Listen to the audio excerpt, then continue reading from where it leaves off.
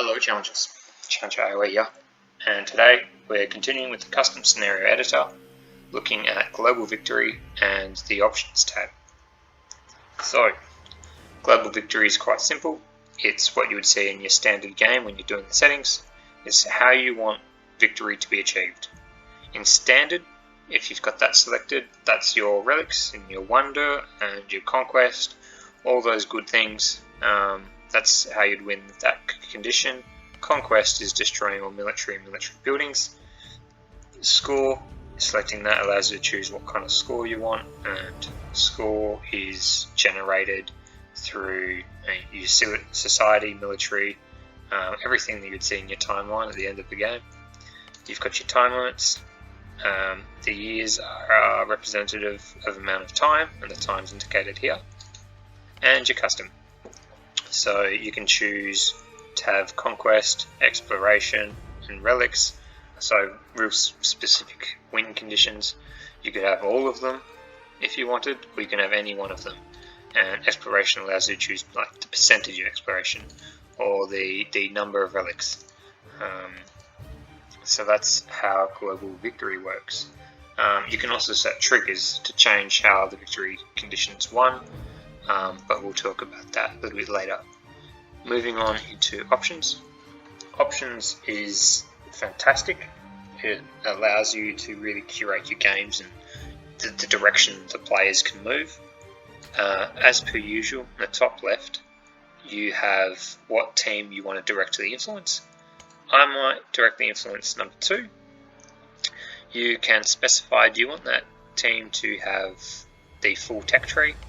I'm going to say no, and you can also say what testing difficulty you want them to be on. I'm going to say extreme. That testing difficulty is the exact same for all teams across the board, so even the human players.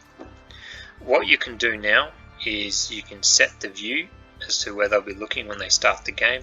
So for player 2, I have set the view. If I go over here, go to view, that's what they're going to see when they start the game.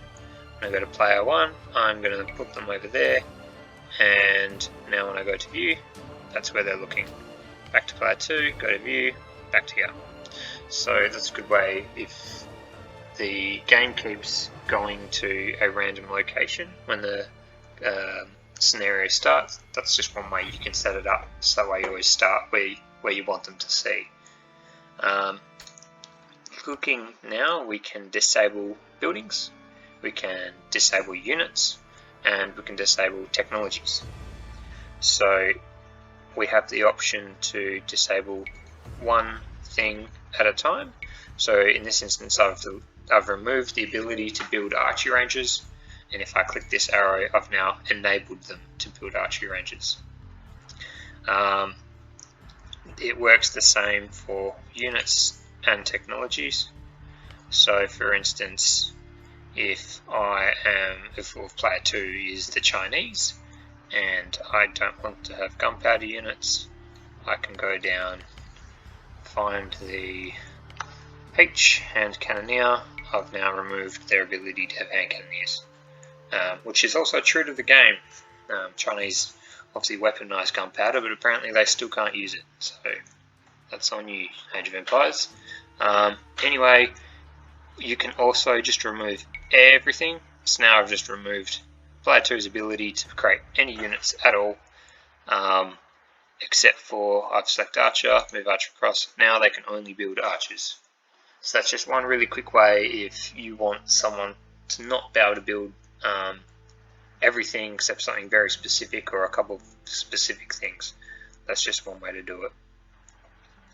And finally, you have these 3 boxes over here. So, block humanity team change. As it reads, only, now they've turned it on, humans cannot change teams, but the AI can.